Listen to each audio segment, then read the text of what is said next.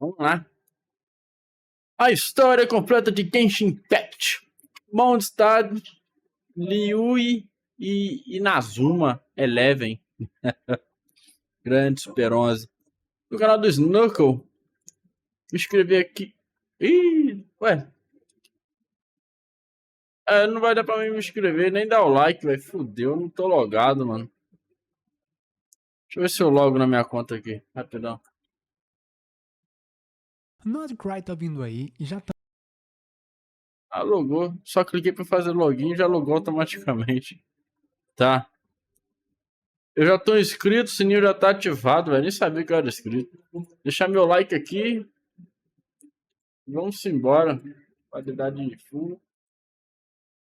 Bora. Nordcry tá vindo aí e já estamos perto do 5º ano do Genshin. Muita gente começou a jogar lá atrás, muita gente começou há pouco tempo, e pensando nisso, para que todos possam aproveitar a história da próxima região da melhor forma, eu decidi começar uma série aqui com vocês e assumir um compromisso de longo prazo. Todo mês vai sair um vídeo explicando e resumindo uma parte da história do jogo até o momento mais atual. Vamos começar hoje nesse vídeo com a história dos arcos de Mondstadt. Lembrando que eu joguei Genshin Impact, joguei 7 horas desse jogo, e é um bom jogo, cara. Tem que assumir que é um bom jogo, tá ligado?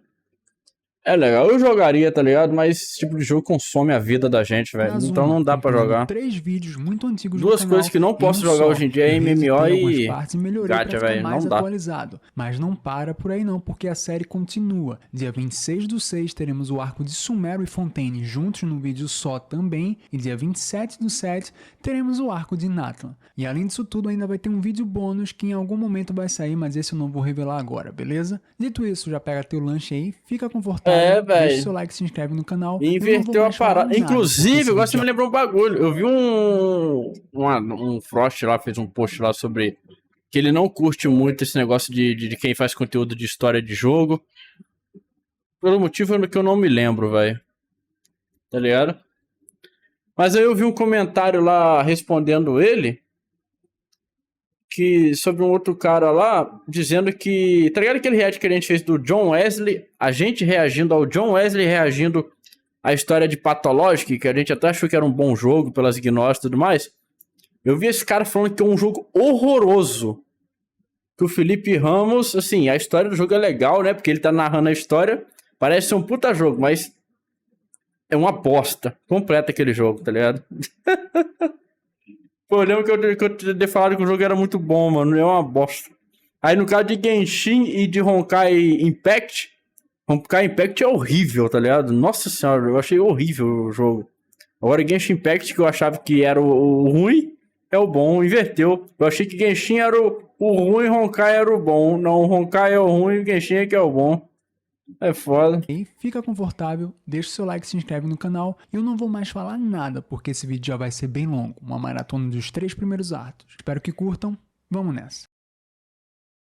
Nisso tem que terminar de ver o vídeo do Frost, vendo a lista de jogos do Igor, velho. A cutscene dos gêmeos chegando em Teyvat juntos. Igor não zerou e 105 jogos do toda a história dele e da irmã pra Paimon. Até que a gente chega na parte onde ele conta em que no momento em que ele e a Lumine estavam indo embora, uma deusa desconhecida que se auto-intitulava como sustentadora dos princípios celestiais chegava e impedia a saída deles de Teyvat. Nisso, a deusa desconhecida sequestrou a Lumine e conjurou um selo em cima do viajante, tirando os poderes dele, coisa que ele mesmo fala. E agora ele estava aprisionado e perdido nesse mundo. Engraçado reparar nessa parte do viajante ter seus poderes retirados ou selados, né? Porque realmente ele tinha asas e podia voar, ele tinha uma espada diferenciada e com certeza tinha outros poderes que agora ele só não consegue mais usar. Exato, aqui eu dou opinião baseada no que eu tô vendo em vídeo, né, velho? Eu tenho que opinar sobre o vídeo. E 2 meses atrás, antes do início da história... Mas jogando eu posso mudar de opinião. É igual... Outro exemplo, o exemplo que eu tô jogando e tô vendo por mim mesmo. Porra, The Evil Within, eu vejo todo mundo falando bem, tá ligado? Pô, The Evil Within é massa. Digo assim, criador de conteúdo, né? O Dave, o pessoal do Flow lá, no geral, né? Fala bem do jogo, né? O Mikali. Enfim, como é que chama o outro que a gente reagiu? Eu esqueci agora, não sei se é o Sandman, que a gente reagiu à história do jogo lá também, parecia ser um bom jogo. Cara, a história, beleza, é maneiro. O Survival Horror funciona, mas, porra... The Evil Within tá longe de ser um jogo muito bom, velho. Um jogo No máximo um 7 bom ali, ponto. E eu tô revendo se eu vou dar nota 7 pra essa porra ainda. Talvez eu dê um C. Ó, um C. Um 6. Um jogo legal ali. Passou de ano, é isso aí.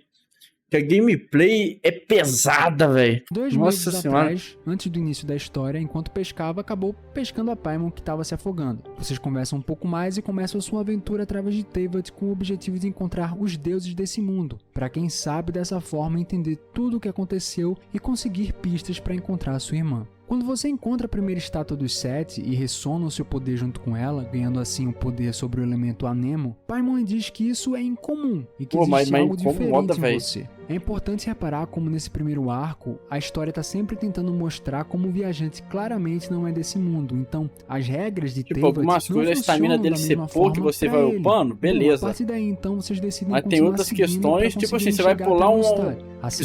Desculpa eu já não tá prestando atenção no início aqui do jogo aqui. É que nós estamos falando de jogo, né, velho? Envolve jogo, então...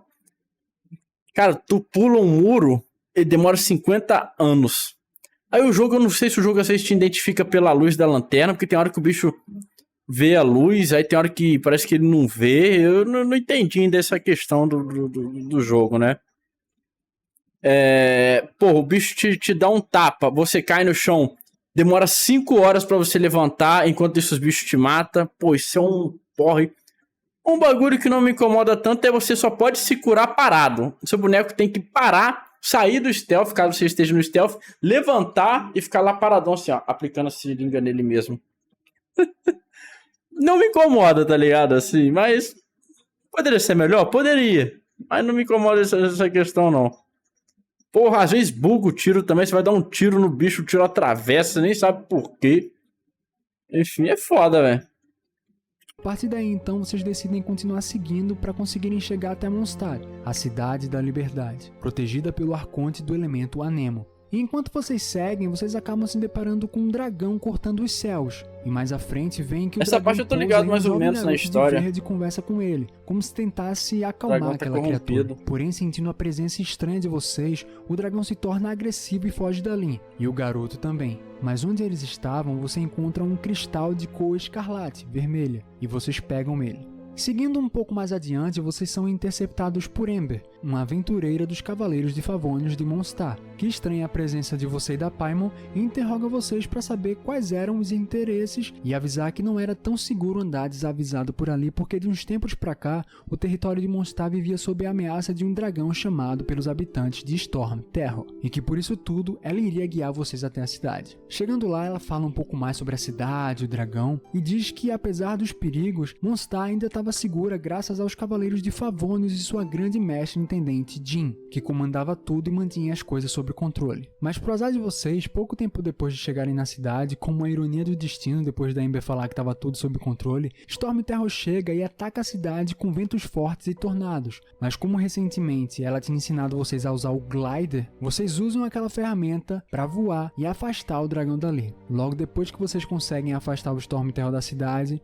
enquanto o Ember tá agradecendo, um misterioso homem debochado com um tapa-olho no lado direito chega batendo palmas e ironizando seus feitos. Seu nome é Keia Alberic, o chefe da cavalaria dos Cavaleiros de Favonius. Como um dos protetores militares da cidade, ele quer saber quem é a gente, tem que terminar e quando ele sabe que a gente foi separado da nossa irmã, nos conta que sabe como é a angústia de ser separado da própria família. Isso porque sabemos mais pra frente na história que Keia não é nativo de Mondstadt. Na verdade, ele é descendente direto de uma família, de uma civilização que não existe mais. De novo, pessoal, eu tô me limitando a falar dessa forma pra não dar spoiler pra os que começaram a jogar o jogo agora, beleza? Bom, conversa vai, conversa vem, ele te chama pra ir até o quartel-general dos Cavaleiros de Favonius pra conhecer a grande mestre, que estava muito interessada em conhecer você. Chegando lá, vocês encontram não só a Jean, como também Lisa, a bibliotecária residente dos Cavaleiros, que explica para vocês que Storm Terror tem causado muitos problemas não só na cidade, mas distúrbios nas linhas-lei da região, e Jean oferece para você um trato.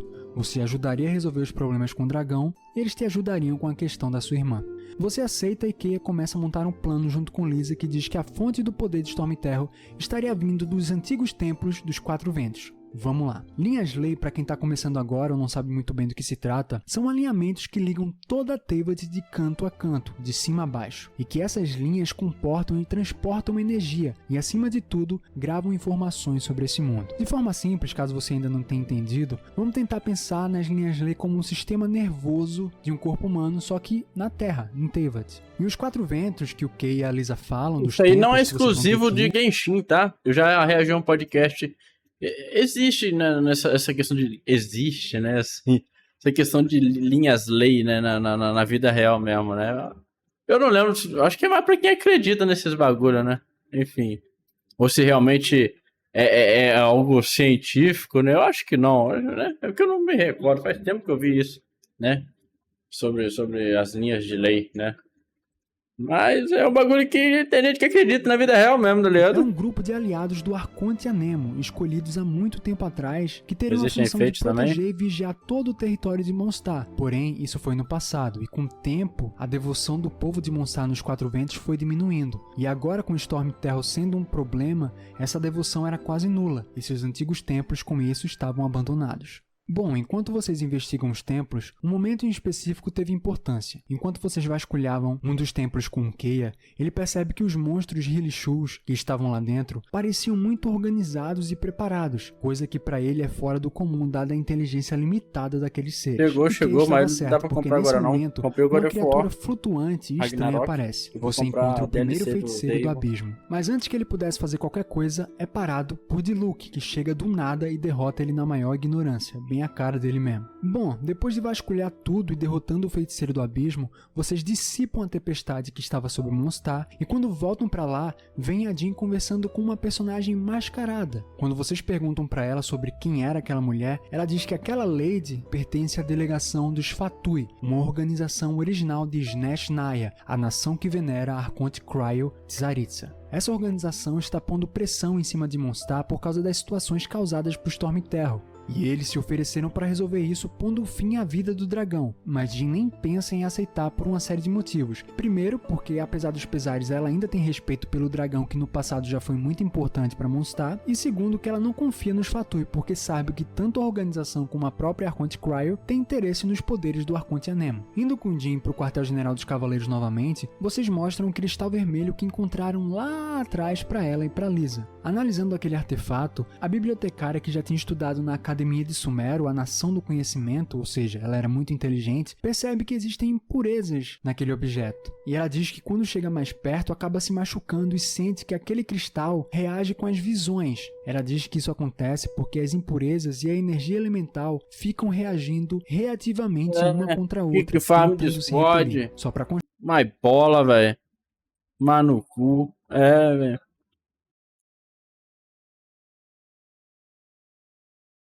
Aí o farm aí, ó. É isso aí, ó.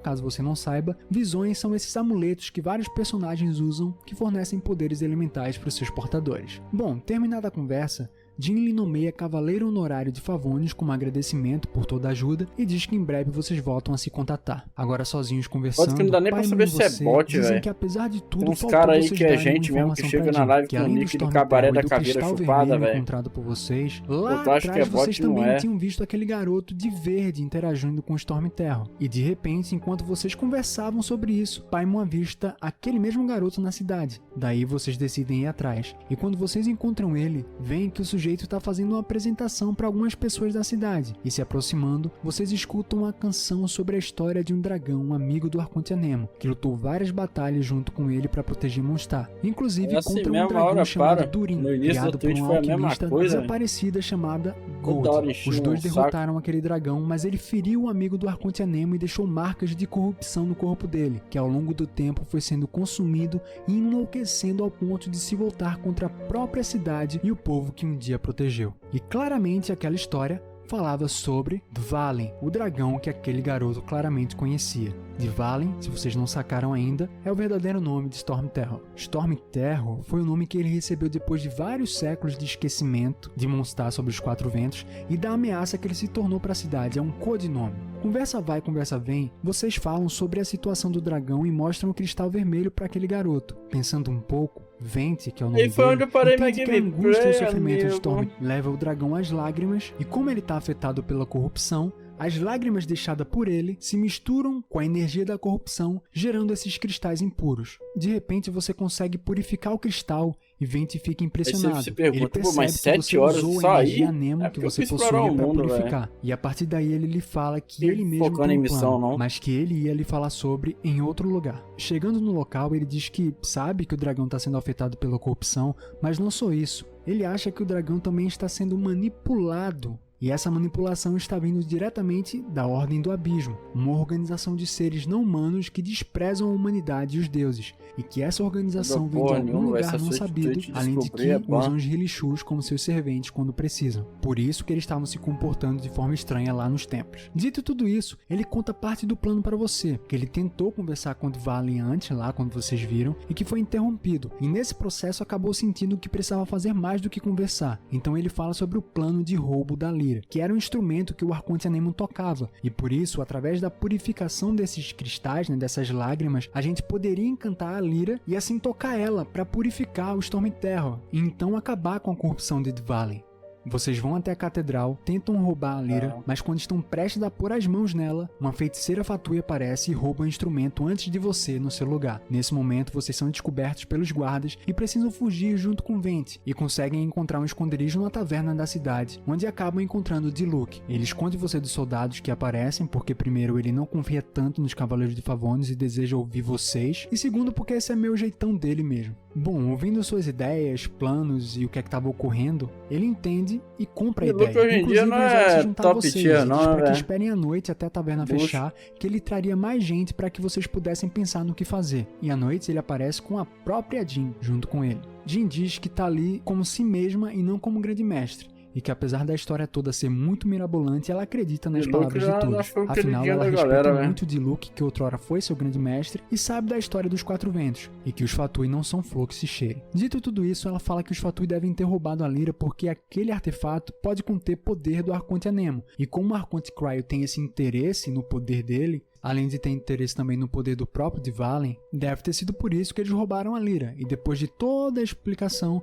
vocês decidem ir até um esconderijo Fatui para resgatar o artefato. Vocês entram no esconderijo junto com Diluc disfarçados, entram em conflito com vários agentes Fatui e conseguem resgatar a Lyra.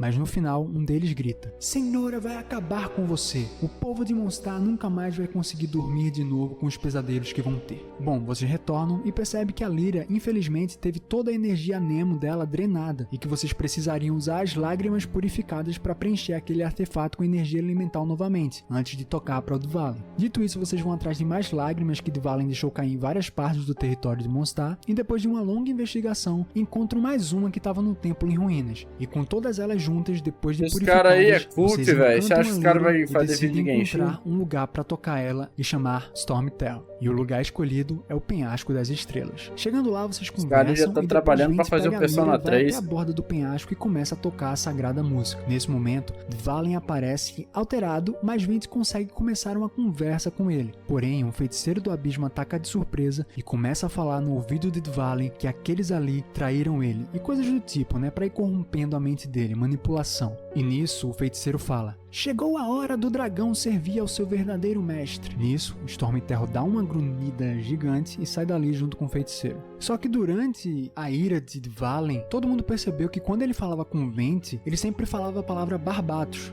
E naquele momento, todo mundo percebeu que a real identidade de Venti foi revelada, que ele era o Arconte Anemo Barbatos disfarçado de bardo. Nesse momento, uma cena nos mostra que a pessoa que lidera aqueles seres da Ordem do Abismo, na verdade é a sua irmã, e todos eles se referem a ela como Sua Alteza, porém você não sabe disso ainda. Seguindo, vocês entendem que realmente era a Ordem do Abismo que estava por trás de tudo e que eles estavam manipulando e corrompendo Dvalin como já era imaginado. E provavelmente eles queriam fazer isso para usar os poderes do dragão para os seus planos de poder. Bom, depois de um período de investigação onde vocês derrotam alguns feiticeiros do abismo e percebem que deles estava fluindo uma energia estranha, Venti lhe pergunta: você sabe ou conhece a toca do Storm Terror? Você diz que não, obviamente, e ele diz que depois que Dvalin acordou, tomou as ruínas antigas que ficavam naquela localização para si e transformou aquele lugar no seu lar. E ali o Arconte Anemo elabora um plano onde precisaríamos ir para lá, confrontar Dvalin diretamente e usar o poder do viajante para tentar destruir os tumores corruptos de energia do abismo nas costas do dragão, assim libertando ele do controle e da ira. Chegando na entrada da Toca do Storm Terror, Venti usa a Lyra novamente e seu poder de Arconte Anemo para retirar o selo de barreira de vento que protegia o lugar. E vocês começam a se dirigir para o topo da torre, onde Venti comenta que aquelas ruínas pertenciam a uma antiga cidade. Bom, para quem já fez a quest lendária do Venti sabe que essa localização é muito importante para a história de Mondstadt, mas eu não vou dar spoiler aqui para quem tá começando.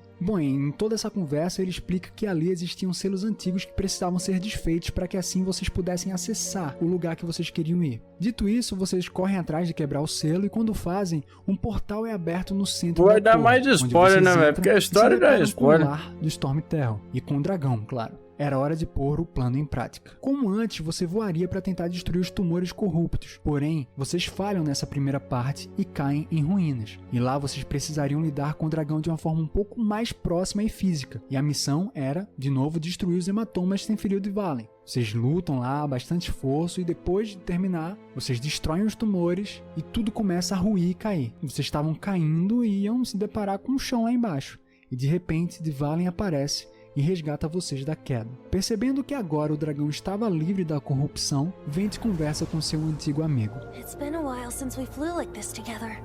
Huh, Dvalin? Just now. Why? Why did you not ask me to protect you like the last time? Me not wanting you to listen to the Abyss Order doesn't mean that you have to listen to me.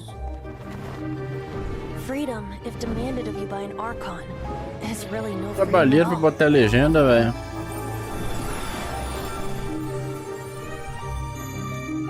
Is this the power of the animal Archon? But I O jogo tem dublado, tem legenda, é legendado em Even if that's PTBR, so, velho. You still protected us regardless.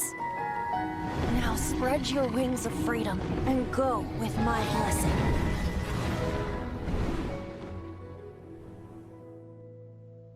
Depois disso tudo, corta pra Jean fazendo o relatório de tudo o que aconteceu nos últimos dias para deixar tudo registrado, afinal ela é grande mestre, tem que registrar isso tudo mesmo. E vocês retornam à cidade depois de um tempo, percebendo que ela estava com muitas barricadas se protegendo de algo, que Amber fala que são os Rilichus, que estão aparecendo com mais frequência. Eu acho que a história que eu terminei foi aí, velho. De novo da Ordem do Abismo. Já dentro da cidade, vocês conversam com Keia, que diz que andou investigando um pouco mais sobre a Ordem e descobriu algumas coisas, que eles têm uma líder, e que os magos se referem a essa líder com o codinome de A Princesa, e que foi dela que surgiu. Acho que daí pra lá eu não sei mais nada não. Dvalin numa arma. E depois disso tudo, vocês são avisados por Amber que Jean estaria esperando vocês na catedral para resolver as questões em relação à Lyra de Himmel, já que não seria mais necessário usar ela e era legal devolver, né? Chegando lá, você encontra não só Jean, mas também Bárbara e Venti. É que na minha cabeça eu lembro também de uma parte onde eles foram sequestrados, velho.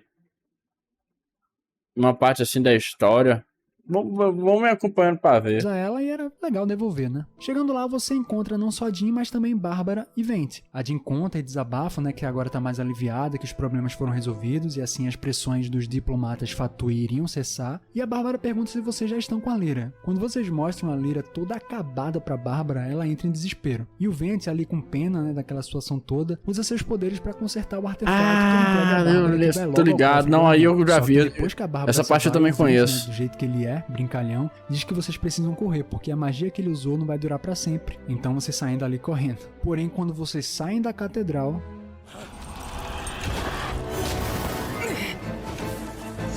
É agora que eles são capturados. Vai aparecer a mulher aí, ó. Aí, ó.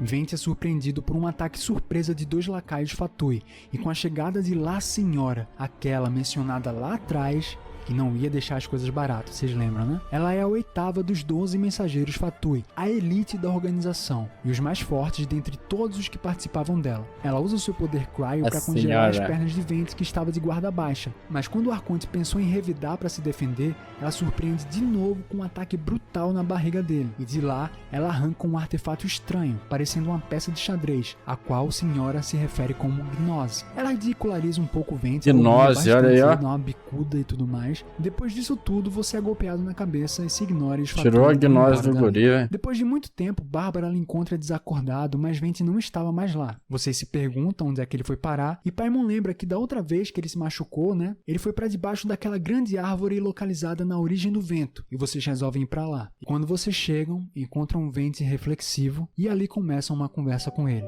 Ele começa a tirar umas dúvidas de você. Primeiro, ele fala das visões, explicando que elas são artefatos que dão poderes elementais para os humanos, e que esses humanos portadores de visões podem até um dia ascender à Celeste. Porém, ele diz que os Arcontes não precisam de visões para terem seus poderes, e que eles possuem a Gnose, que é um artefato que faz com que eles ressoem diretamente com o Celeste, ou seja, a Gnose liga os Arcontes à Celeste. Foi esse artefato que a senhora levou. 2. Ele diz que no passado conheceu a Tsaritsa, mas depois de um cataclisma que aconteceu 500 anos atrás na história, ela mudou completamente e que desde então eles não se falaram mais. E foi a partir daí que os Fatui apareceram e Snashnaia se tornou uma nação muito mais influente ao ponto de conseguir influenciar as outras nações por causa dos Fatui. E claro, também se tornou essa Arconte nação muito estranha, né? Muito detestada às vezes até pelos outros. Conversa vai, conversa vem, ele lhe orienta que na sua longa jornada você precisaria sim passar por muitos lugares, mas lhe aconselha a partir para Liyue, a nação sob o comando do Arconte Gel Hexlapis, e que você aproveitasse, pois naquela época do ano aconteceria o ritual de descensão, onde o deus desceria para Teyvat para aconselhar e orientar o seu povo para aquele ano, e que você poderia aproveitar a oportunidade da presença do Arconte para falar com ele e conseguir mais pistas. E esse é o fim da sua jornada na primeira nação.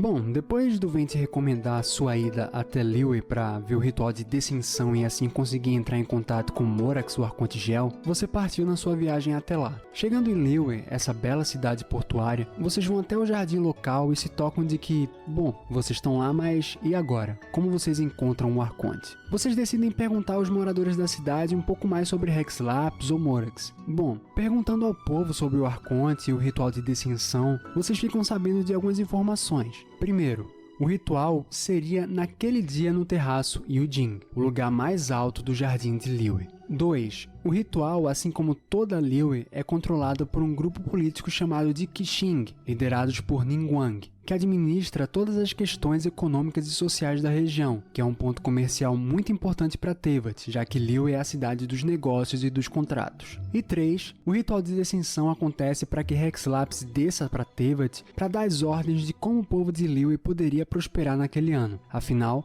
diferente de Mondstadt, o Arconte Gel é muito mais presente em Liyue, e por isso ele tem uma conexão mais próxima com o povo que tem muito orgulho de ter um Arconte assim. Bom, sabendo que o ritual aconteceria naquele dia, depois de falar com os habitantes, vocês vão até o local para não acabarem se atrasando, né? Só que chegando lá, os preparativos finais ainda estavam sendo feitos. Então você aproveita para dar uma conversada com quem sei de mais nada, velho. E você acaba descobrindo mais uma informação interessante sobre Liyue. O Arconte Gel é o mais velho dos 7 Arcontes, e ao contrário do que você pode pensar, ele não governa Liyue solitariamente. Ele tem a ajuda de seres sagrados, a quem o povo chama de Adeptos ou Adepti. O ritual já estava organizado e iria ser iniciado, guiado pela líder dos Qixing que eu já falei antes, Ningguang. Ela fala algumas palavras para o povo e inicia todo o processo de evocação do Arconte. Porém, no meio disso tudo, em vez de Hexlapis descer magnânimo dos céus, ele despenca em meio a um céu escuro, em cima dos tributos e preparativos. Isso obviamente deixa todo mundo meio desesperado, nervoso,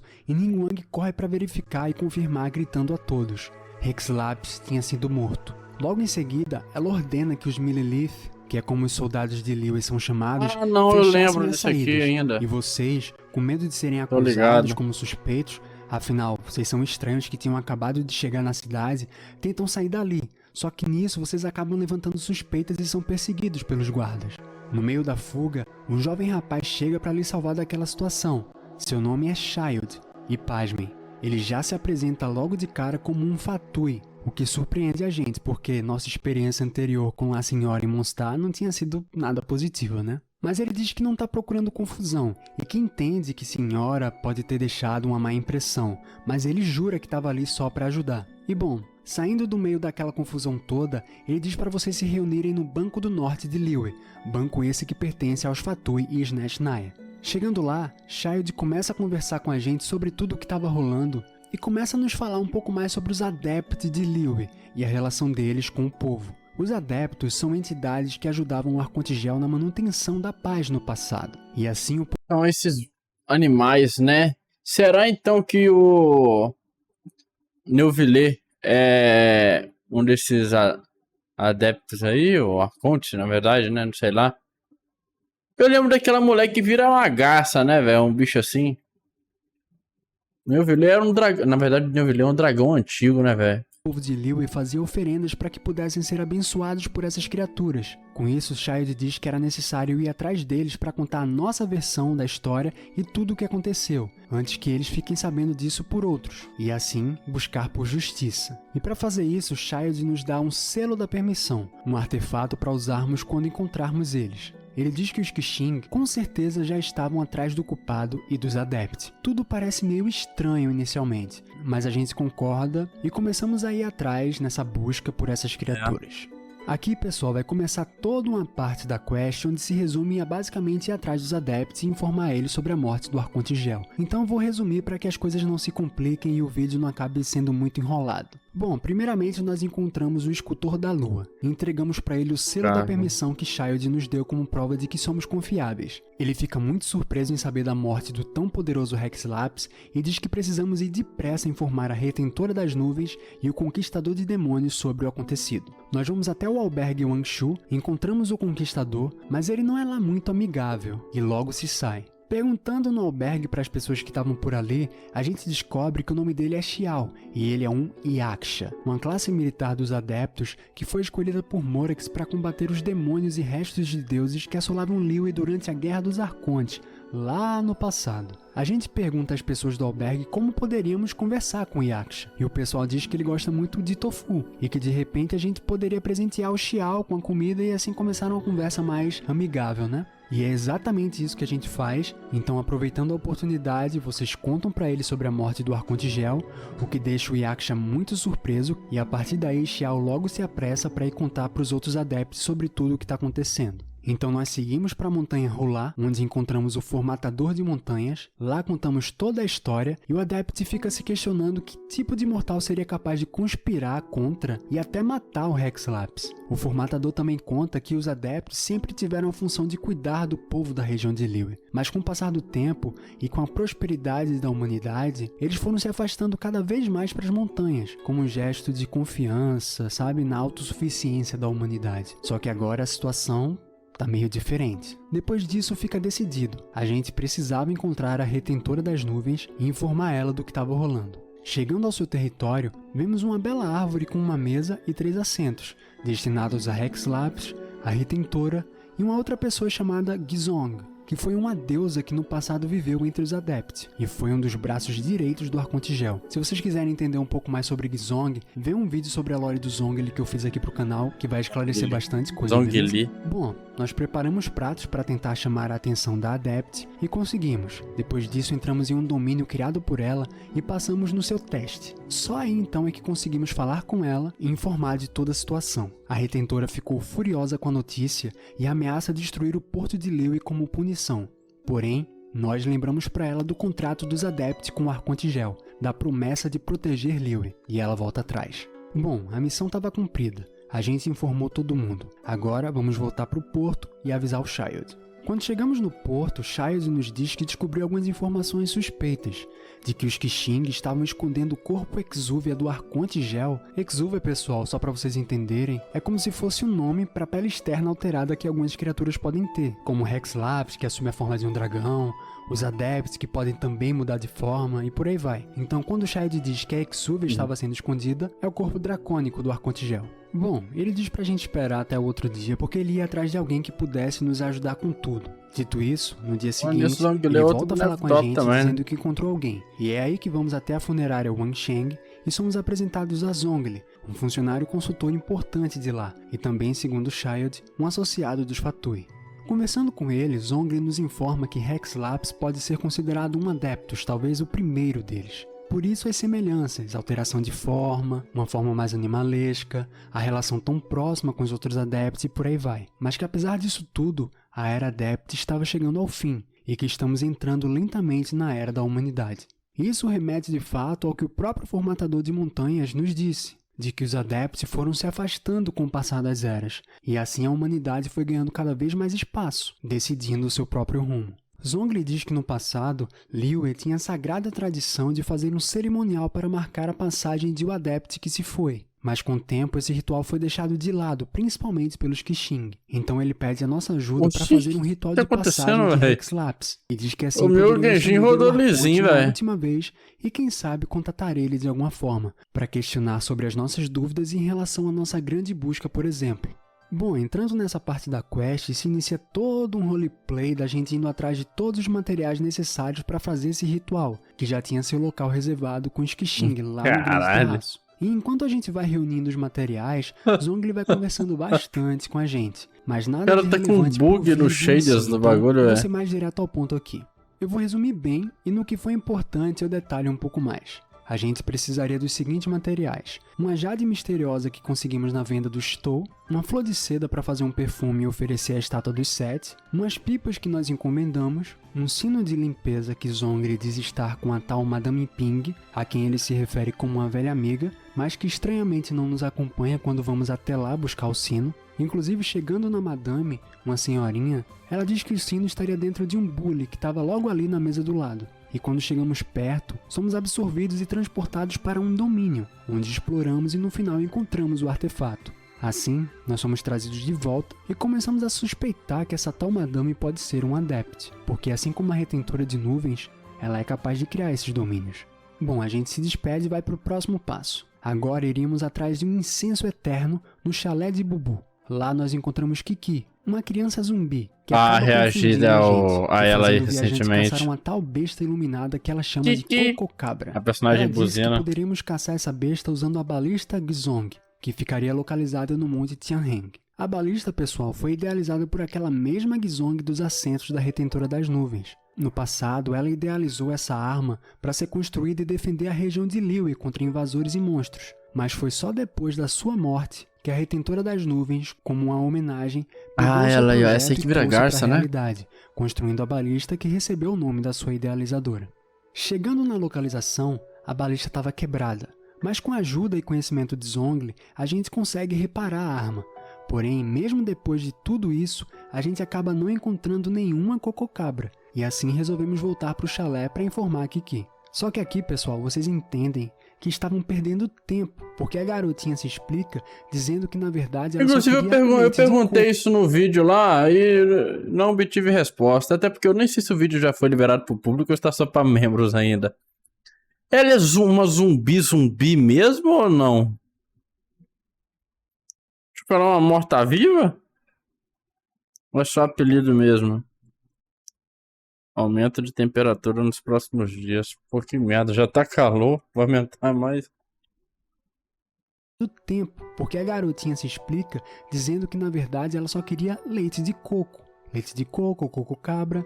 E no meio daquela confusão toda, um jovem homem aparece. Ele se apresenta como Baizu, o real dono daquela farmácia, a quem logo explicamos o que precisávamos. Zhongli era um duro ferrado. Então chamamos os ricaços de Snezhnaya e contamos com a ajuda de Childe, que usa a conta dos Fatui para pagar pelo incenso. Enfim, eu resolvi, como eu achei tá difícil achar uma playlist boa lá de Genshin, eu resolvi reagir a tudo. Trailer, apresentação, demo e teaser, velho. Escuta isso e conta tudo pro Childe. Bom, seguindo em frente, nós colocamos o incenso e tudo que coletamos no lugar.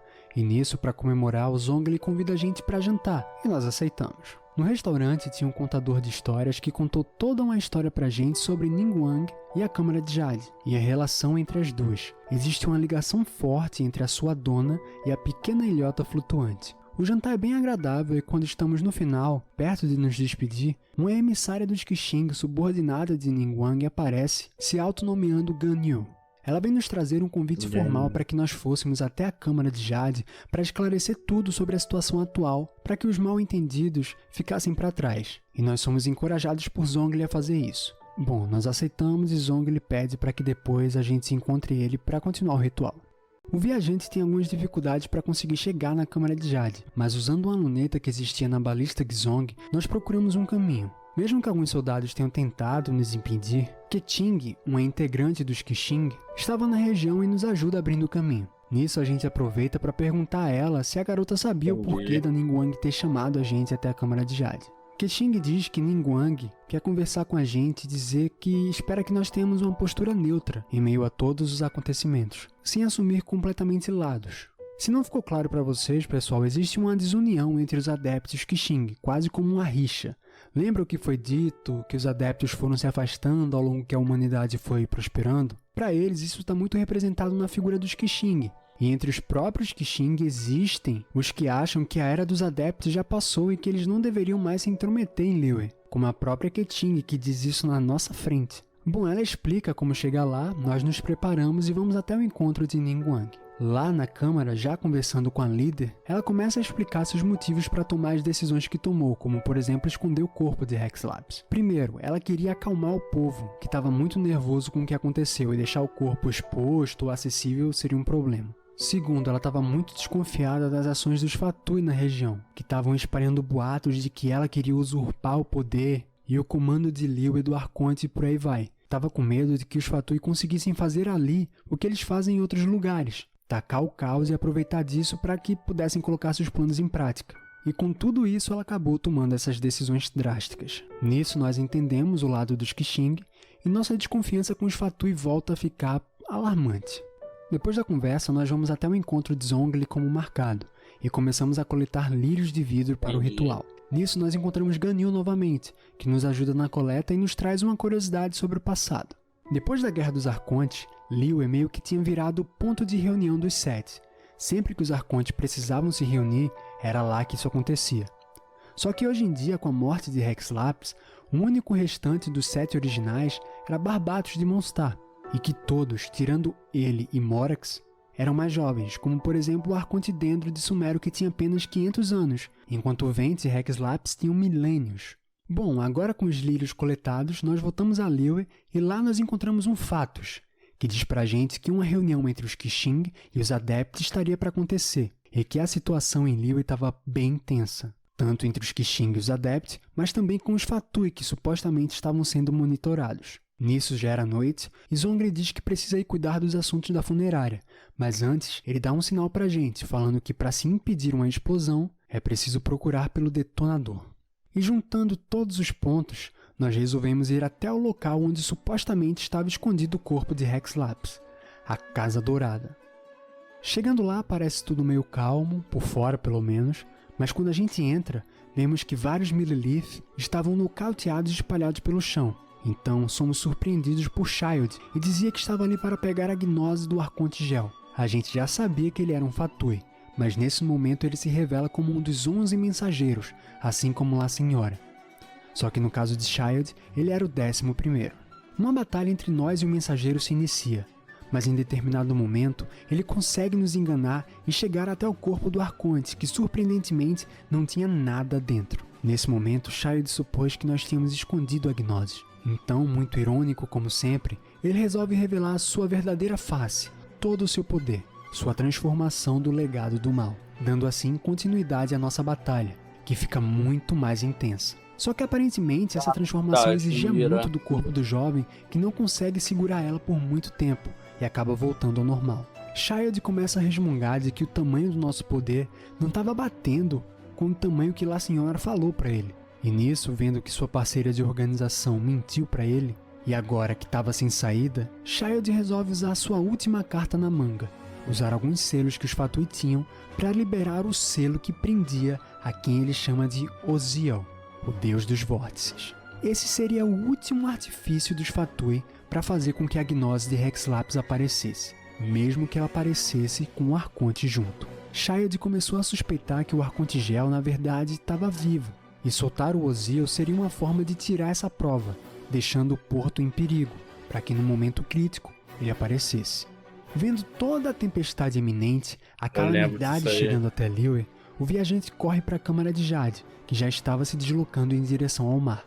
Chegando lá, a gente percebe que a reunião dos adeptos dos Qixing teria sido interrompida pelo que estava acontecendo. Todos estavam juntos, Xiao, Madame Ping, Retentora, Formatador, Ningguang, Ganyu, Keqing e por aí vai. Osiel se revela perante a todos, e a conclusão que se chega é que apenas deixando as diferenças de lado e unindo forças é que teríamos alguma chance contra a besta dos vórtices.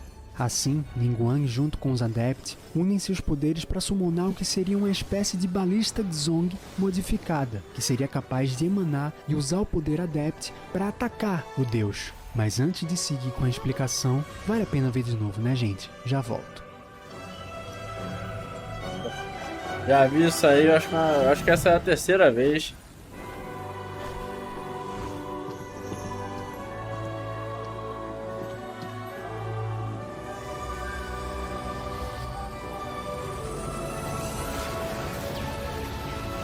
E assim, usando aquele poder, começamos a atacar Osiel. Só que no meio da batalha, Fatuis começam a aparecer na área para atacar as balistas e atrapalharem a defesa. E nesse momento, nós, com a ajuda dos Millelith, partimos para cima. Com algum esforço e bênção vinda dos Adepts, nós conseguimos conter o avanço Fatui, e assim os Adeptos conjuram um último ataque contra o Senhor dos Vórtices. Só que o que parecia ser uma vitória, na verdade era o turno do Osiel que também iria dar o seu último ataque, conjurando uma bola energética gigantesca que se dissipa em vários ataques conjuntos que acabam destruindo as balistas e dissipando nossa defesa. E quando estamos em queda livre, os Adeptos junto com Xiao conseguem resgatar todo mundo. Sem sair de opções, Ningguang tem apenas mais uma carta na manga: usar a própria Câmara de Jade como arma final. Ela conta seu plano para todos e assim todo mundo que ali estava usa um viajante como receptáculo para transferir o seu poder. Assim, nós desferimos um golpe no centro da construção que é lançada contra Osiel, como uma espécie de bomba, dando tempo apenas de sairmos dali.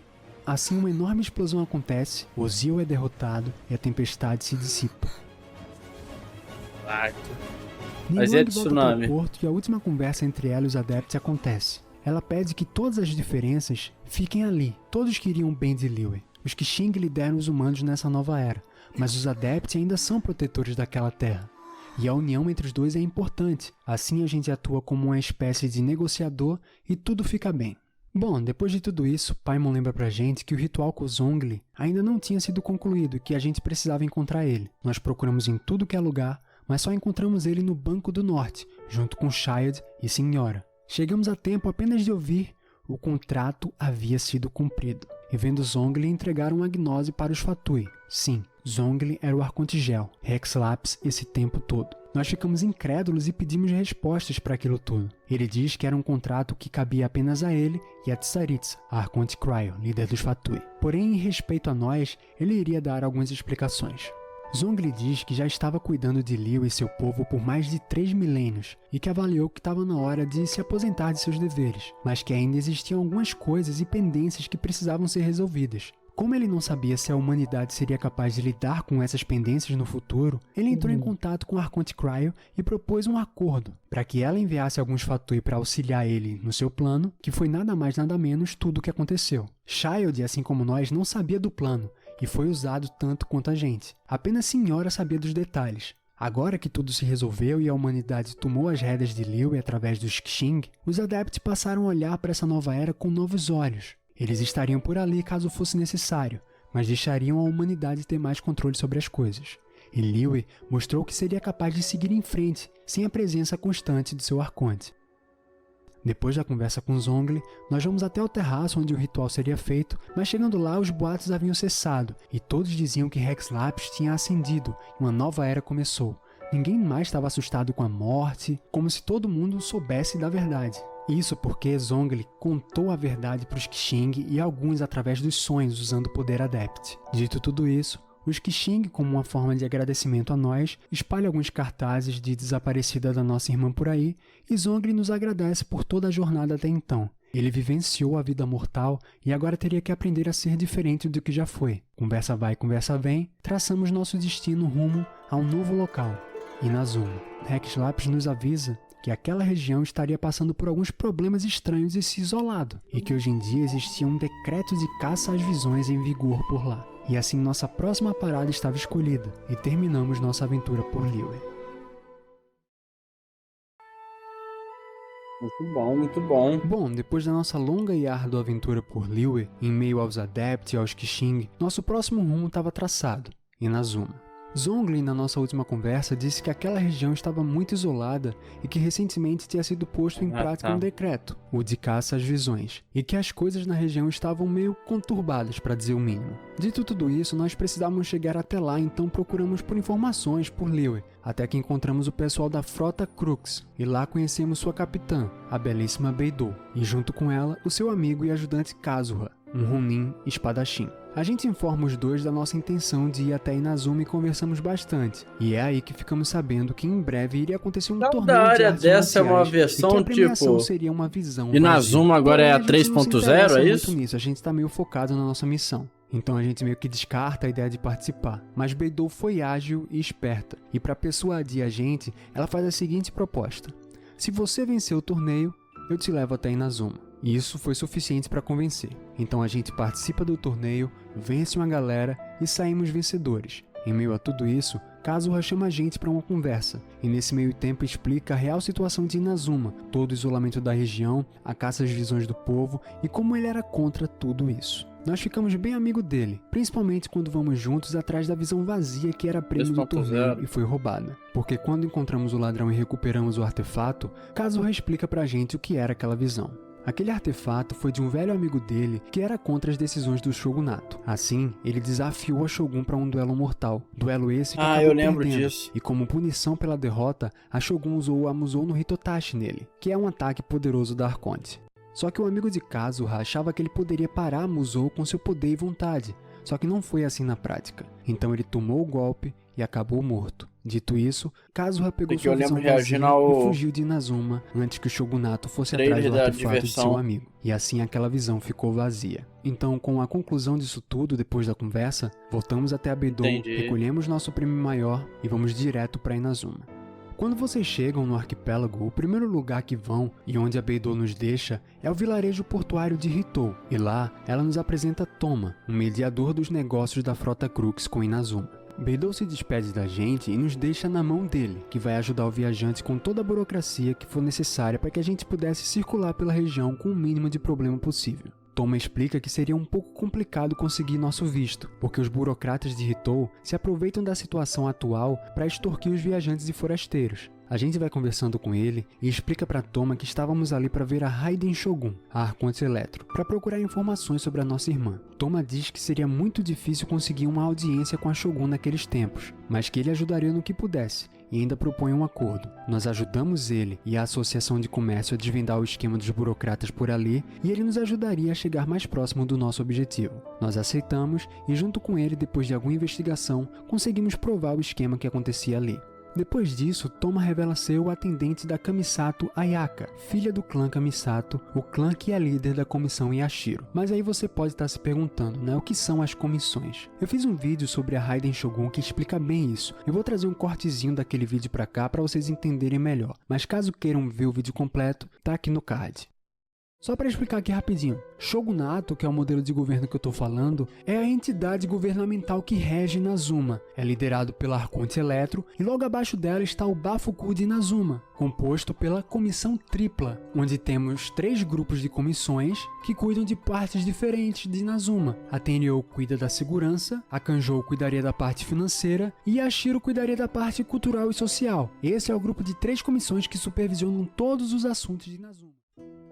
Toma fala que a Ayaka é bem conhecida e querida por muitos em Inazuma, e que por isso possuía muitos contatos. Ele nos diz que ela estaria interessada em conhecer o herói de Liyue, e que a garota nos aguardava. Assim, Toma nos entrega uma carta de convite e diz para nos apresentarmos na casa de chá que ficava na ilha Narukami. Depois disso ele se despede e ficamos por nós mesmos. Então decidimos ir atrás do chefe da comissão Kanjou, para conseguir seguir viagem até a capital de Inazuma. Só que chegando lá, o chefe da comissão começa a complicar nossa vida e trava a nossa passagem. Mas a filha dele acaba ouvindo a nossa conversa e propõe um acordo em segredo. Levaram a carta para Jukou Kamaji e em troca ela liberaria nossa passagem para sair de Hitou. Então nós fazemos isso e conseguimos chegar até Narukami, na capital, na casa de chá que Toma disse para irmos. Chegando lá, nós encontramos ele e saímos juntos passeando por Inazuma enquanto Toma mostrava a cidade pra gente. Na conversa, ele diz que apesar da nossa coragem, não estávamos acima das leis de Inazuma. E parando em frente a uma estátua gigante que tinha na cidade, Toma nos mostra o símbolo da eternidade naquela estátua, onde todas as visões eram incrustadas quando confiscadas. Aquela era a estátua da deusa onipresente. Durante aquela conversa com ele, nós tocamos na estátua e conseguimos ouvir os desejos das visões. E isso acontece porque as visões representam um desejo mais íntimo do seu portador. Então, de certa forma, estávamos vendo também os desejos dos portadores daquelas visões que agora estavam sem elas. E isso é meio bad, né? Bom, e depois desse tour, Toma leva a gente para finalmente conhecer a Kamisato Ayaka. Isso lá na residência dos Kamisato. A Ayaka é uma jovem muito adorável e querida e a gente conversa bastante com ela. E logo a garota nos faz a proposta de ajudarmos ela na rebelião contra o shogunato. Mas nós, de prontidão, recusamos. Porque a gente não queria perder o foco da nossa missão, sabe? A gente passa por tantos lugares e toda vez a gente tem que fazer alguma coisa. Nesse momento, o Traveler estava mais focado na missão, sabe? Porém, ela dá uma contraproposta. Diz que se conseguirmos ajudar, ela promete usar sua influência para conseguir uma audiência com a Raiden Shogun, para que assim a gente consiga conversar com ela sobre nossa irmã e tirar nossas dúvidas. Bom, aparentemente todo mundo em Teyvat sabe como chantagear o viajante, né? Então, como vocês devem esperar, a gente acabou aceitando. Ayaka diz para irmos atrás de 3 pessoas que perderam suas visões e ajudarmos elas de alguma forma. Assim, na verdade, a Ayaka nos manda ir atrás dessas pessoas porque ela queria que nós víssemos por conta própria o que estava rolando, a realidade de Inazuma, o que as pessoas estavam passando, sentindo na pele, e assim a nossa empatia fizesse a gente mudar de ideia para ajudar ela com a rebelião. Então nós vamos atrás de 3 pessoas, mas é no último caso que nós acabamos indo até o santuário Narukami, e lá conhecemos Yae Miko, a sacerdotisa Kitsune, chefe do local. Conversando com todos, Yae Miko confirma que a perda da visão para o portador é o equivalente a perder sua ambição, seu objetivo de vida. As pessoas estavam sofrendo com isso, e foi aí que nós finalmente percebemos que não poderíamos ignorar o que acontecia na região. Voltando para Ayaka, a garota diz que mesmo com a influência dela, infelizmente não conseguiria fazer muita coisa para acabar com um decreto. As pessoas com visão eram figurante é tudo roupa genérica, né, velho? No geral, não se Agora importava os tanto centrais com da essa história lei, porque tudo ela não roupa era tão estilizada, afetada, sabe? E qualquer ação que os Kamisato tentasse fazer era sempre barrada pela comissão Tenryou. E assim a Ayaka estava suspeitando que essa comissão estava ligada com o decreto em si, porque não fazia tanto sentido eles ficarem se intrometendo tanto. Ela também nos informa sobre os rebeldes de Sangonomiya e que muitos estão se aliando a eles. Aquele povo tem desavenças e discordâncias históricas com o povo Narukami, e agora eles eram um ponto focal de rebelião contra tudo o que estava acontecendo. Só para curiosidade de alguns, né, caso não saibam, essas desavenças do passado estão ligadas principalmente à antiga deusa Orubashi, que foi uma entidade e que foi morta pela Arconte Electro no passado. Existem outras picuinhas, mas a principal é essa. Os dois povos até viveram em harmonia no passado, mas com o passar do tempo as desavenças foram aumentando. Bom, dito tudo isso, a Ayaka diz para irmos atrás de uma pessoa chamada Yoimiya, pois precisávamos cumprir uma missão importante para a rebelião: resgatar um artesão que fabricava visões falsas, para que os rebeldes confundissem o shogunato, e ele estava preso. A gente vai atrás dessa garota e conhecemos uma jovem simpática. A gente se junta com ela no resgate do artesão. Mas quando chegamos lá no local, bem no centro do cativeiro, o homem que estava lá não era quem a gente procurava. Nesse momento, uma mulher séria e imponente, chamada Kujou Sara, entra no salão e, vendo nossa presença, informa que quem nós procurávamos não estava ali. Ela disse que estava extraindo informações dele em um outro local, se é que vocês me entendem. Então, estranhamente, nos libera para que a gente fosse até ele, e com isso a gente cumpre nossa missão. Depois nós voltamos até a sede do clã Kamisato e conversamos com Ayaka e Toma. Contamos tudo o que aconteceu e descobrimos que em breve vai ter uma cerimônia da comissão Tenryou, e que com isso toda a segurança militar vai estar ocupada vigiando os preparativos e depois o cerimonial. A gente acha isso muito estranho, mas decidimos tirar um tempo para ver o que vai acontecer nos próximos dias. Alguns dias depois, nós voltamos à casa de Char, mas ela estava vazia. De repente, a Ayaka parece assustada e com muita pressa. Ela conta pra gente que Toma foi levado pela comissão Tenryou para a cerimônia, e que essa cerimônia era um decreto de caça à visão que seria cumprido. E essa seria muito importante porque marcaria o número 100 de visões apreendidas. Ela estava muito abalada porque, apesar do seu sobrenome de importância, não conseguiu fazer nada para salvar o seu amigo, porque um confronto direto entre ela e a comissão Tenryou colocaria o clã Kamisato em xeque e em risco, podendo gerar problemas direto com a própria Shogun. Nós nos oferecemos para ajudar e decidimos ir até o local da cerimônia que ocorreria bem ao lado da estátua onde ficam incrustadas as visões apreendidas, o grande símbolo da eternidade. Quando chegamos lá, vemos Tom ajoelhado perante a multidão. Ele estava preso, e no topo da escadaria vemos uma figura imponente. Obrigado. Se não me engano, ele perde, velho.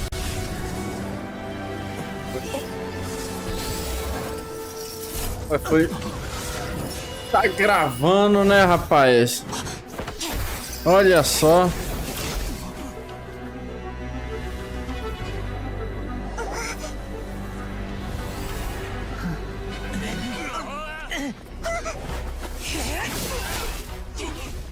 Raiden Shogun aparece e remove a visão de Toma, mas tomados por um impulso, nós nos colocamos no meio para impedir a remoção. Vendo aquela situação, Raiden Shogun resolve cuidar de tudo por ela mesma e ser mais incisiva.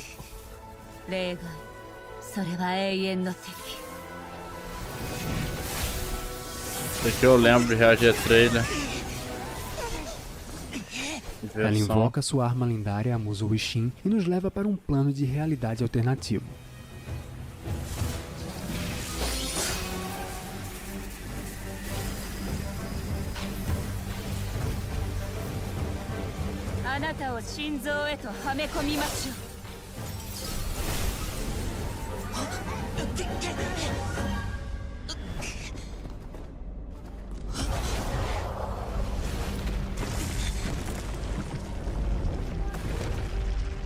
Plano de alquimia. Olha o santuário malevolente aí.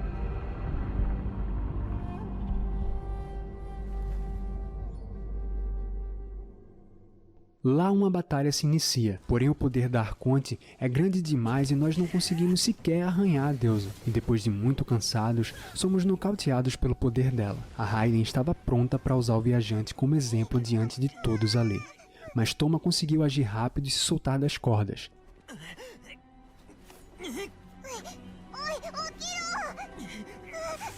A gente ainda não é páreo pra ela.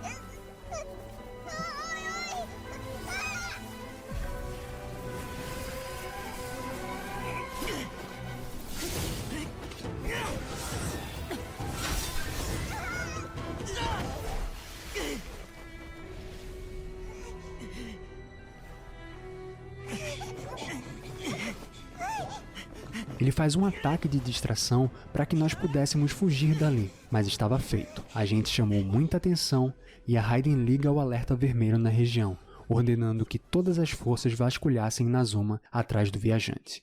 Agora, aquela situação não tinha mais alternativa e estávamos mergulhados de cabeça nos problemas de Inazuma. Toma diz pra gente que precisávamos ir urgente atrás de Gorou, comandante da resistência Sangonomiya, que estava em algum lugar pro leste, e lá nós nos juntaríamos a ele e às forças resistentes. Assim seríamos mais úteis nesse conflito contra o Shogunato. Então a gente resolve partir. Enquanto investigamos o leste, encontramos TP e alguns integrantes da Resistência que, depois de receberem nossa ajuda, se sentem confortáveis de nos levar até quem procuramos. Então chegamos até a sede da Resistência, onde conseguimos encontrar Gorou. Finalmente conversando com ele, Gorou diz que a Resistência estava firme, porém estava fraca por falta de guerreiros, principalmente de guerreiros com posse de visões, que eram fundamentais nessa batalha. Então, vendo o que podemos fazer, ele pede nossa ajuda para levantar a moral dos membros da Resistência, ajudando no treinamento e nas missões. Porém, no meio de tudo isso, o forte é atacado. E eram as tropas de Kujou Sara que chegaram e faziam um cerco. Como era de se esperar, Kujou estava seguindo as ordens e estava atrás da gente, e quando nos vê propõe uma batalha individual entre nós e seu melhor soldado. Só que na verdade era tudo um plano, uma tramóia para desgastar e cansar a gente, assim abrindo brecha para a captura. Só que a gente conseguiu perceber isso. Então, vendo que estava sem alternativas, Kujou Sara ordena um ataque total de suas tropas e uma batalha se desenrola.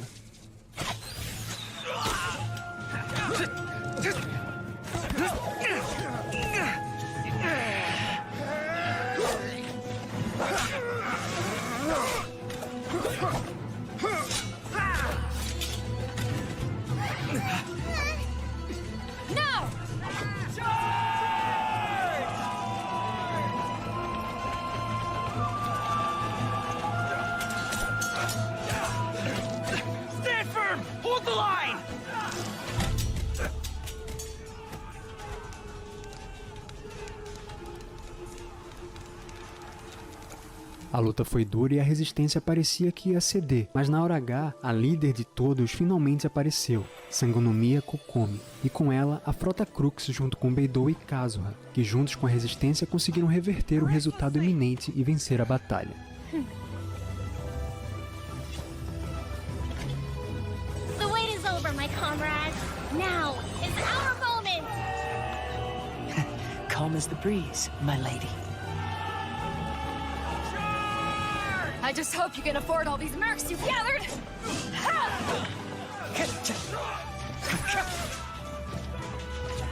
Kazuha! We meet again, old friend.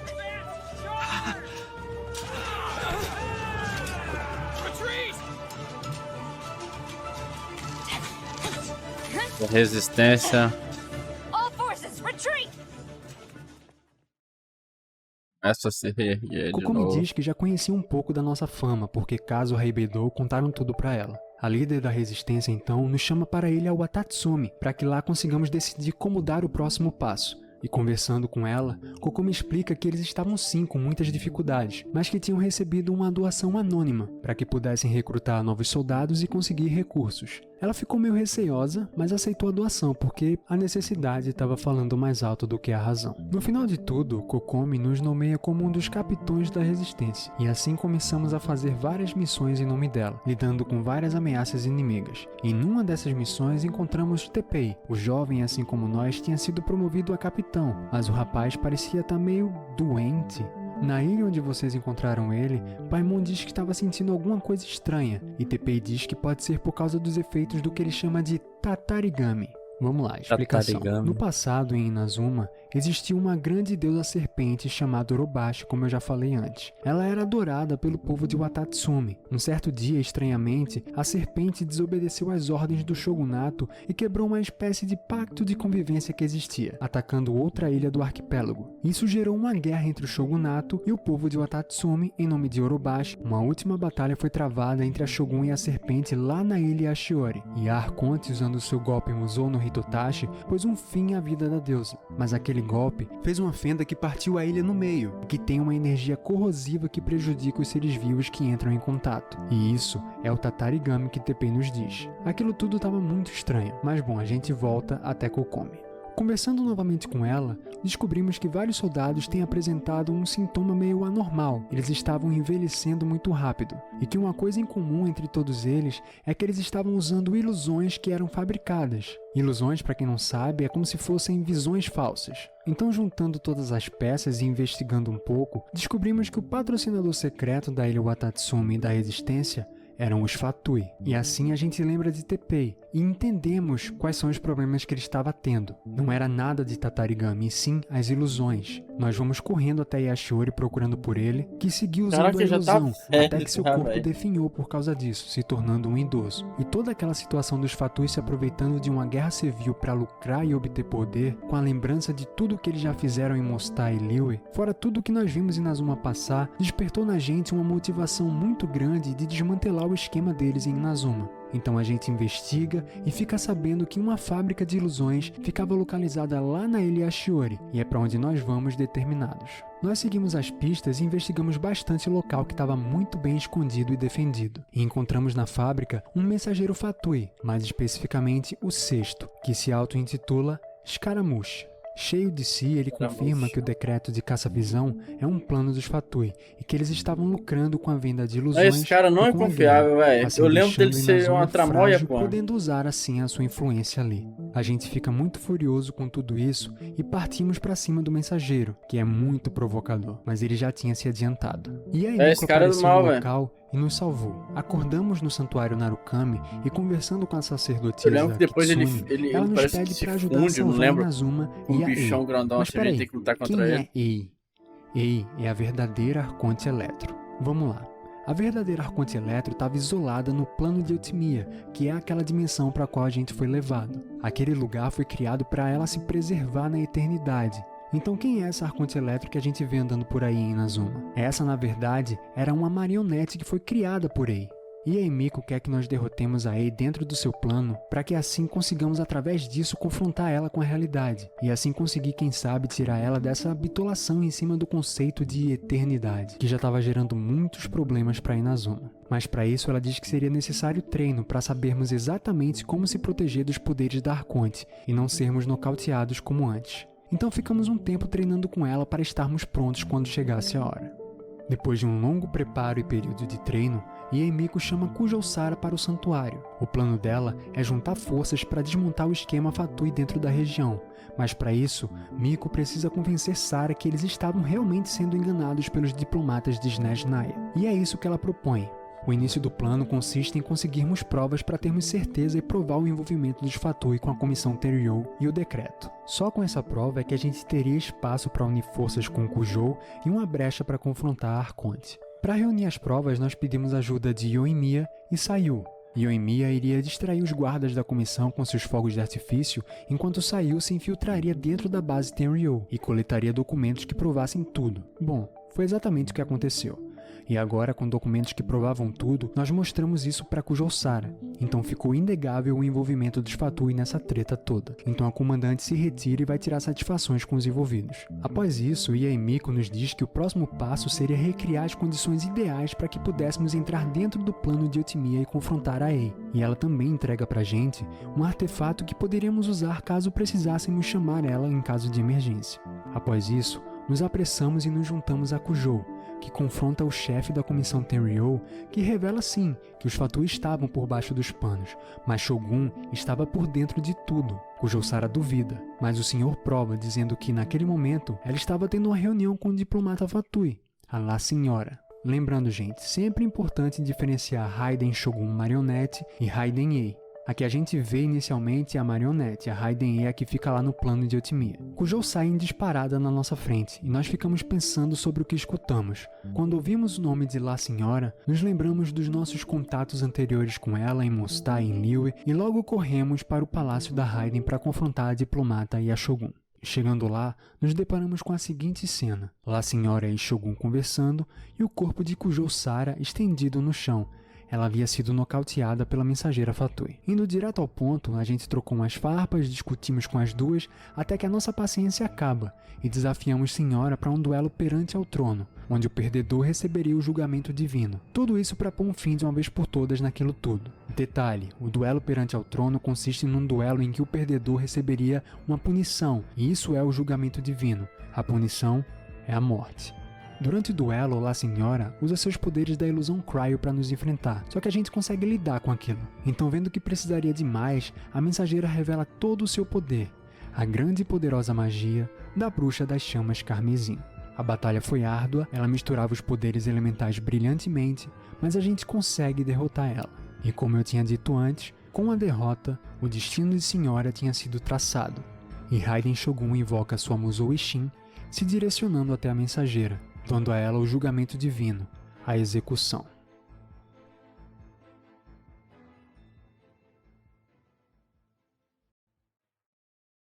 Depois disso, a gente fica meio apreensivo, né? Tipo, e agora? Vai ser a gente, né? Só que, para nossa surpresa, a Shogun fala que a gente era uma ameaça à eternidade, mas acaba liberando passagem para que a gente pudesse ir embora. Só que quando saímos dali, percebemos que os poderes dela estavam alarmantemente gigantescos, e isso nos afetou. Algo meio parecido com o Tatarigami de certa forma, vai. E foi quando nós estávamos próximos da escada que leva às alas principais da cidade que nós vimos que as forças da resistência estavam por ali com Kazuha e Gorou. Eles conseguiram entrar dentro da cidade de alguma forma. Raiden apareceu com um ataque surpresa que seria fatal, se não fosse o impulso poderoso de Kazuha despertado pela visão electro adormecida do seu antigo amigo. Kazuha fez, na verdade, o que o seu falecido parceiro tinha pretensão de fazer, lá atrás quando ele enfrentou a Shogun, vocês lembram, né? Ele parou um ataque da Musou Ishin, mas isso não tinha sido suficiente naquele momento. A Shogun ainda estava ali e todos os integrantes da resistência presentes no local partem para cima dela. E nesse momento as suas visões que estavam incrustadas na estátua da deusa onipresente brilham. E quando a gente resolve se juntar ao ataque, a Shogun novamente, como antes, nos transporta para o plano de Otimiya. E lá dentro a gente se encontra mais uma vez com Ei.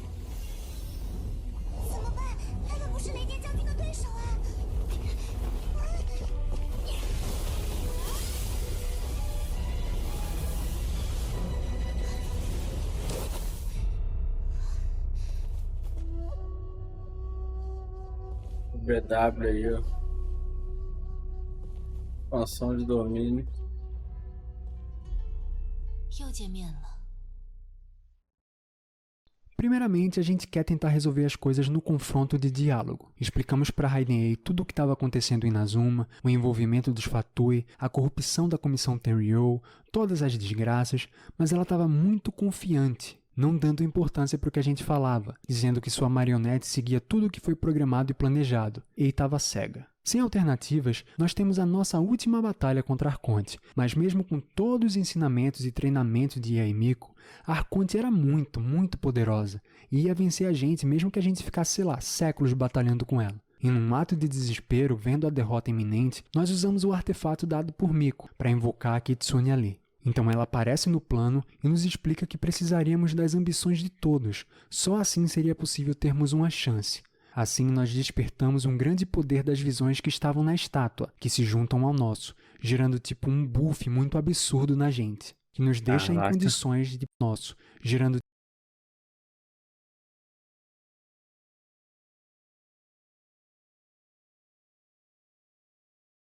Ih, cagou. Eu quero ver ali o bagulho, velho.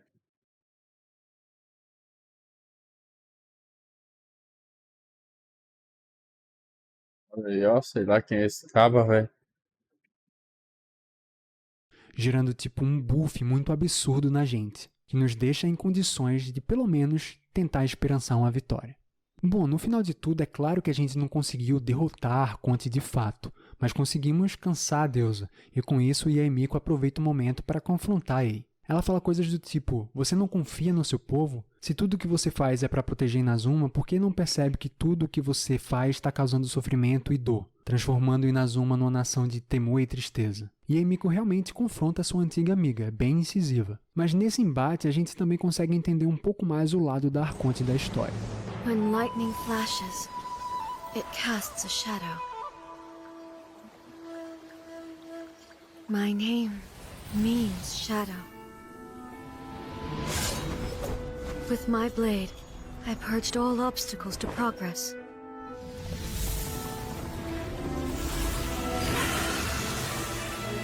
And yet, something was lost with each step forward. In the end, I even lost her. The tales are still retold in the shade of every Thunder Sakura. But the wounds left on our nation by that terrible loss still ache. Never stop searching, even if only for a brief flash of light. If nothing else, we have the present moment. She said that once. But I've seen a nation strike forward and lose everything to the heavenly principles. Perhaps only if time stands still will the lightning's glow never fade. The present moment is a fragile illusion. Only eternity can bring us closer to the heavenly principles. I am no longer the shadow. Mine is the most supreme and noble form. Let power over the realm be vested within me. In this form shall I honor my subjects' dream, for a land of eternity, unchanging forevermore. A Yae Miko continua falando coisas do tipo, suas ações geraram dor, a busca pela eternidade é falha e impede as pessoas de seguirem suas ambições e sonhos, você está cega. Yae Miko era uma amiga antiga de Yae, e com tudo isso que aconteceu nos últimos dias e com aquelas palavras, a Arconte resolve dar um passo para trás e diz que vai acabar com o decreto de caça-visões, mas que ainda vai manter Inazuma sob observação, para ver como as coisas vão rumar, resolvendo os problemas mais urgentes de Inazuma.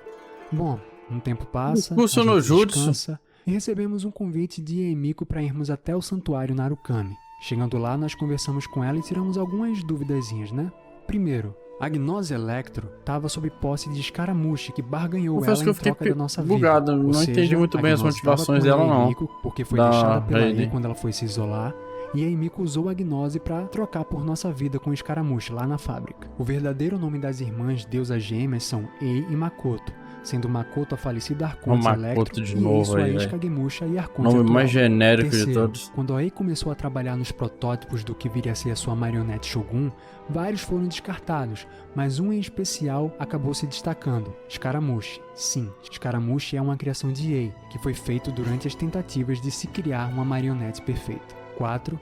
Ei e Miko não têm informações sobre nossa irmã e nem sobre a tal deusa desconhecida. Mas ela dá uma última orientação pra gente, dizendo que o próximo lugar que poderíamos visitar para sabermos mais sobre as nossas dúvidas seria Sumero, a nação do conhecimento. Lá, com certeza, conseguiríamos ao menos alguma pista sobre a nossa irmã e todas as nossas dúvidas. Com isso, nossa aventura durante esse arco de Inazuma chegou ao fim. Muito bom, Eu espero que velho. vocês tenham curtido esse resumo, Curti, pessoal. velho. Como eu disse, vai ter Bacana. mais saindo nos próximos meses, porque eu quero que todo mundo chegue prontinho em Nod Cry, beleza? Dito isso, deixa o seu like, se inscreve no canal. Se quiser participar do nosso grupinho de Zap ou Discord, onde estamos sempre trocando uma ideia Pois muito me da hora lembra sobre alguém, Genshin, velho, as mas eu coisas que a lembro gente quem. curte, tá tudo aqui na descrição e no comentário fixado, beleza? Então, aguardo vocês nos próximos vídeos. Um grande abraço e até a As próxima. amigas dela morreram. Tá, até aí eu peguei. Uma a uma, e no fim ela perdeu até a irmã gêmea. Tá. Aí ela decidiu criar uma nação imutável.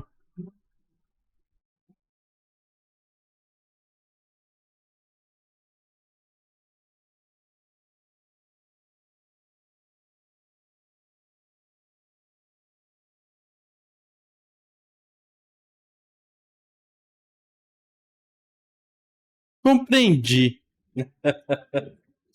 Pra isso ela precisa colecionar as visões e se manter um estado eterno, né, velho? Sei lá, mais ou menos isso aí que eu entendi. Enfim, muito bom, muito bom. Bom vídeo do Snoka, né, sobre essa Mondstadt, Liyue e Inazuma, velho. Tá aí, 4 partes aí de Genshin, né? Eu achei que cada um representava uma versão, mas até que não, velho. As duas primeiras até 1.7 Inazuma. Mas a Inazuma foi a 2.0 toda? Ou não? Acho que não, né? Provavelmente deve ter...